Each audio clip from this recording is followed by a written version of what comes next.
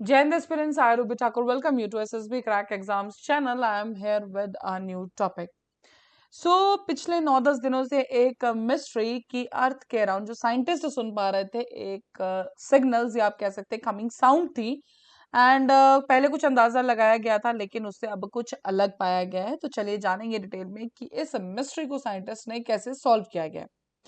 सो जो सितंबर 2023 से scientist monitor कर रहे थे ग्लोबल सिस्मिक एक्टिविटी को एंड जिसके अंदर एक अनयूजुअल सिग्नल्स को हमेशा से स्टडी किया गया था। That is from Arctic to Antarctic. वो जब सुन रहे थे तो एक सिग्नल जो आर्कटिक टू एंटार्क्टिक वो सारा एक हमिंग साउंड सी वहां पे उन्हें सुनाई दे जा रही थी। एक सिंगल फ्रीक्वेंसी का वाइब्रेशन था जो कि नियरली 9 डेज तक सुना गया। एक अर्थक्वेक वेव्स की तरह ऑफ कोर्स पहले वही लगाया गया था कि हो सकता है कि अर्थक्वेक वेव्स की ये साउंड है। ये जो सेस्मिक फिनोमेना है ये रेजोनेट हुआ अराउंड हमारे पूरे के प्लेनेट और 9 दिन का इसका टाइम रहा जब ये साइंटिस्ट को स्टार्टिंग में ये लगा था कि कुछ छोटे छोटे अर्थक्वेक्स है एंड उन्हीं की फ्रीक्वेंसी की वजह से ये साउंड हमें सुनाई दे जा रही है। लेकिन जब हमने पहले का डाटा जब साइंटिस्ट ने पहले का हिस्टोरिकल डाटा कंपेयर किया तो ये फ्रीक्वेंसी जो है किसी भी चीज से मैच नहीं कर पाई और जो मिस्टीरियस साउंड थी उसकी same frequency was picked up by the seismic instruments around the world in September 2023। Means Arctic से लेकर अंटार्कटिक तक ऐसा नहीं है कि किसी एक मशीन ने जितने भी सेस्मिक का जो रिकॉर्ड करते हैं फ्रीक्वेंसी सबने एक ही तरह की जो है फ्रीक्वेंसी रिकॉर्ड की। इसलिए उससे ज्यादा और हो गया कि अगर कोई सेस्मिक इवेंट ये नहीं है तो ये किस तरह की आवाज दे जा रही है। तो आप जानते हैं जब भी कोई ऐसी ऑब्जेक्ट जाती है तो हम इसे यूएफओ बोल देते हैं, अनआइडेंटिफाइड फ्लाइंग ऑब्जेक्ट। एंड इसी साउंड को जो साइंटिस्ट है उन्होंने नाम दे दिया अनआइडेंटिफाइड सिस्मिक ऑब्जेक्ट यूएसओ।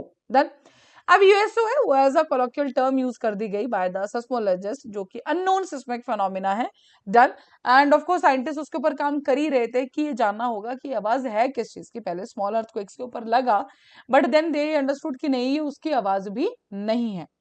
तो डॉक्टर सेवेनिंग और उनके साथ 70 एक्सपर्ट्स 15 अलग अलग कंट्रीज से then they started decoding this particular voice या सिग्नल की जो एक फ्रीक्वेंसी की जो वाइब्रेशन थी पूरे अर्थ के अराउंड उसके बारे में पता करने लग गए।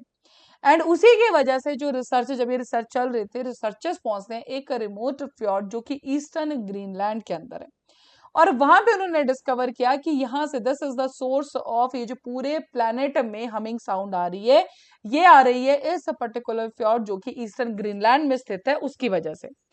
उन्होंने पाया क्या वहां पे कि कुछ कैटास्ट्रोफिक जियोलॉजिकल इवेंट है जो इस फ्योर्ड के आसपास हुए हैं या उसी के आसपास हुए हैं। डन। तो एक कोलोसल माउंटेन पीक जिसकी टावर अगर आप बात करें हाइट तो 1.2 किलोमीटर है अबव द डिक्सन फ्योर्ड है ना वो टूट गया वो कोलैप्स हो गया। एंड जब कोलैप्स हुआ तो एक बहुत ही मात्रा में देखिए जब कोई चीज टूटेगी तो वो जो एवलांच है वो सब कुछ होगा। एंड 25 मिलियन क्यूबिक मीटर्स का rock ice then frozen waters of the Greenland सब कुछ डेब्रिस में बढ़ गया। एंड ये जो कहा जाता है अंदाजा जो भी साइंटिस्ट का कहना है कि इस डेब्रिस से आप around 10,000 Olympic sized swimming pools को आप भर सकते हैं। So that was the event. So basically हुआ क्या जब रिसर्च चल रही थी एक फ्योर्ड मिलता है जो कि ईस्टर्न ग्रीनलैंड में है। ईस्टर्न ग्रीनलैंड के ऊपर ही एक कोलोसल माउंटेन पीक है डन जो डिक्सन फ्योर्ड है उसके ऊपर है वो।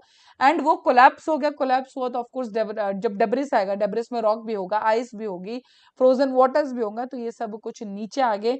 एंड यू कैन थिंक कि देखिए 25 मिलियन क्यूबिक मीटर तो जब वो कोलैप्स हुआ होगा तो वो आवाज या जो इवेंट है वो उसकी जो एक सिग्नल है वो किस हद पे होगी। Done.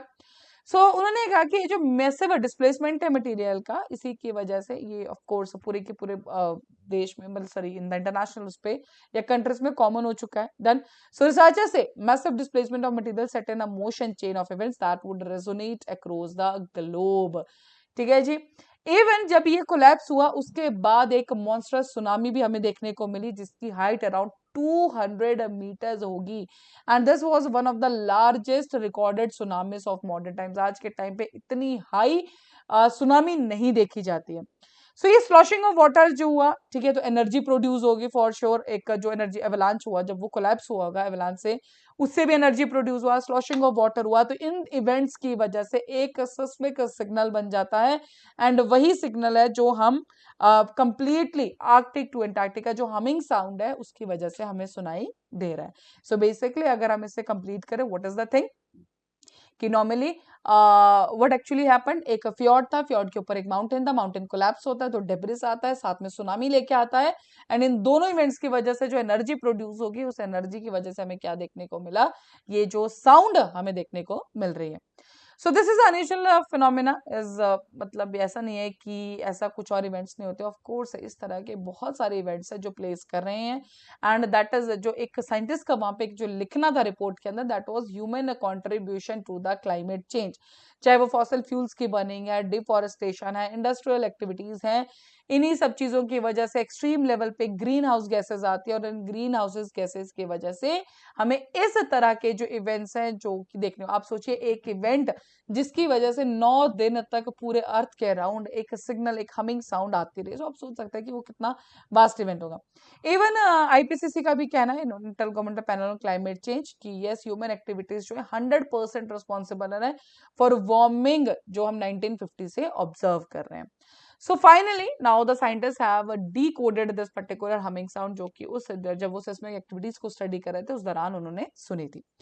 So yes, that was all for this particular update. पहले तो लग रहा था कि अर्थ कुछ डेंजर में होगा, बट नहीं, बट अर्थ डेंजर में है for sure because this is also one of the result due to the climate change. So yes, we need to work on that particular thing, correct? So that's all for the particular update. अभी आपके screen पे SSB interview के courses और महीने batches बैठते हैं, साथ ही we are having the courses for NDA serious AFCAT, आप एनरोल कर सकते हैं। जब भी आप एनरोल करें उस टाइम पे discount code that is the warrior 10 आप लगाना ना भूलें। जैसे आप इस कोड को यूज करेंगे, you'll be getting the 10% off on that particular course. So that's all for the day. Thank you so much for watching this video lecture. जय हिंद, जय भारत। अगर आप एक डिफेंस एस्पिरेंट हैं और SSB interview, NDA, CDS, AFCAT जैसे exams के लिए प्रिपेयर कर रहे हैं तो आप एसएसबी क्रैक एग्जाम्स के कोर्स को चेक करना ना भूलें। आप हमारी लर्निंग एप्लीकेशन को गूगल प्ले स्टोर से भी डाउनलोड कर सकते हैं।